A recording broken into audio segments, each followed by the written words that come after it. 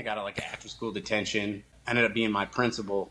He was the wrestling coach. Instead of like me having to do an after school detention, like he literally made me put a singlet on and go and wrestle. You know what I mean? And I got thrown around and I didn't like it. So I went back the next day and like, I'm coming back to get revenge on these guys. And that's literally how I ended up wrestling.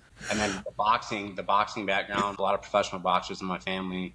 So I boxed a little bit when I was really young. Didn't really care too much for boxing. I was naturally pretty good at it. But then, you know, as soon as wrestling ended, I jumped in the Golden Glove State tournament. I ended up winning it that first year I did it. And, you know, with a wrestling and boxing background, it was just like the natural evolution to going into MMA. You know, MMA kind of started blowing up, but it started like popping up in my local area. We went and watched. I went and watched with a couple buddies, and I was telling all my buddies, I'm like, I'll whoop all these dudes. These guys suck.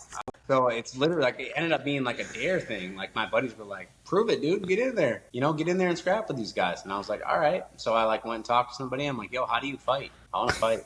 And that's how it started.